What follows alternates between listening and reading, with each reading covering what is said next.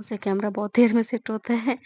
तो अस्सलाम वालेकुम दोस्तों, तो कैसे हैं आप सब? उम्मीद करती हूँ कि आप सब बहुत अच्छे होंगे और अल्हम्दुलिल्लाह आप सबकी दुआ से मैं भी बहुत ठीक हूँ।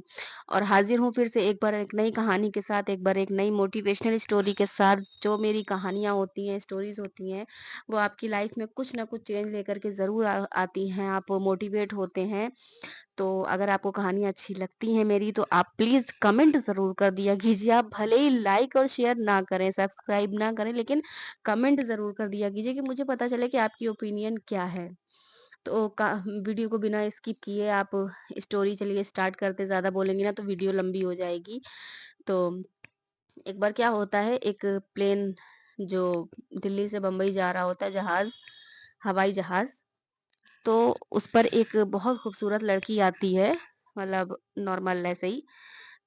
सब लोग उसे देख रहे होते हैं कि ये तो बहुत सुंदर है, बहुत खूबसूरत है, और वो आकर के अपनी सीट पर बैठ जाती है।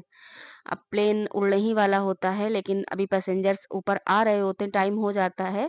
तो अचानक उसके बगल में एक सज्जन आकर के बैठते हैं व्यक्ति, और उनके दोनों हाथ नहीं होते हैं।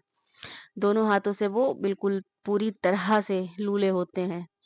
वो लड़की जब उन्हें देखती है तो वो तो अपने एटीट्यूड में थी कि मतलब मैं तो सुंदर हूँ, बहुत खूबसूरत हूँ, सारे लोग तो मुझे देख रहे हैं। तो मतलब जब वो बिना हाथ वाला आदमी वहाँ पर आकर के बैठता है, उसे बहुत अनकंफर्टेबल फ़ील होता है लड़की को, कि ये क्या? मैं इसके साथ सफ़र करूँगी? मैं तो इतनी सुंदर हूँ, कोई हैंडसम सा लड़का होना चाहिए यहाँ पर।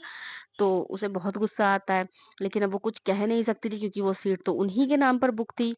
तो वो क्या करती है, एयर होस्टेस को बुलाती है और धीरे से बोलती है कि मैम, क्या आप मेरी सीट चेंज कर सकती हैं या इनकी सीट चेंज कर सकती हैं?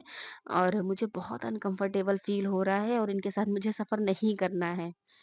तो वो बोलती हैं, मैम वैसे ऐसा होता नहीं है, लेकिन ऐसा क्या करते हैं, अपनी क्रू से जाकर के पूछते हैं, क्रू मेंबर्स जो होते हैं, उनसे बातचीत करते हैं और फिर आपको बताते हैं कि कुछ हो सकता है कि नहीं। तो वो चली जाती है एयर होस्टेस और काफ़ी देर तक नहीं आती है, प्लेन उड़ने लगता है, अपनी हाँ, यात्रा पूरी करने लगता है। तो वो लड़की फिर दोबारा से बुलाती है, तो इस बार गुस्से में वो बोल देती है कि आपको समझ नहीं आ रहा है कि मैं इस आदमी के साथ सफ़र करूँगी? मैं इतनी खूबसूरत हूँ, कहाँ ये मैं इस आदमी के बगल में बैठना भी नहीं पसंद कर रही हूँ। तो वो बोलती है कि देखिए मैम, ऐसा नहीं होता है और मैं इन्हें नहीं हटा सकती यहाँ से, और इस बार वो आदमी भी सुन लेते हैं।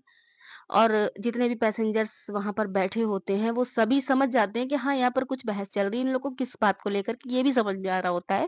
क्योंकि वो लड़की चिल्ला देती है कि मुझे इनके साथ नहीं बैठ सकती, मुझे अनकंफर्टेबल फ़ील हो रहा है, मैं इनके साथ सफ़र नहीं करूँगी।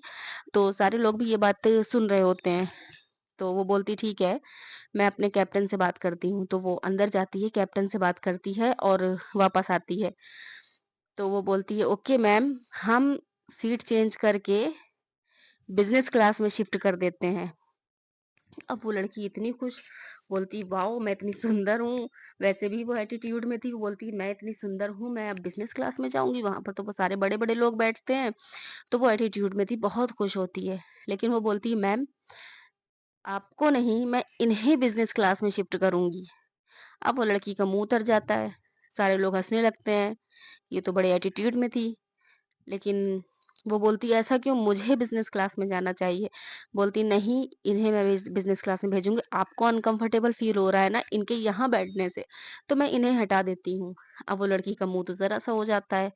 तो वो सज्जन व्यक्ति ये सब सुन रहे होते हैं, वो खुद बोलते हैं कि देखिए मैम, मैं खुद यहाँ से चला जाता हूँ, जब आपको यहाँ बैठने में अच्छा नहीं लग रहा है तो आप बैठिए अपनी सीट पर, मैं यहाँ से चला जाता हूँ। और मैं आपको बता दूँ कि मैं एक सैनिक हूँ, सोल्जर हूँ। और मैं जब बॉर्डर पर था, तो वहाँ पर युद्ध हुआ था, लड़ाई हुई थी, तो उसमें मैंने अपने-अपने दोनों हाथ गँवा दिए थे। और मुझे आज ये अफ़सोस है कि आप जैसे लोगों के लिए मैंने अपने दोनों हाथ गँवा दिए। आप जैसे लोगों को बचाने के लिए हम लोग वहाँ बॉर्डर पर पड़े रहते हैं और आप लोगों की ऐसी सोच है?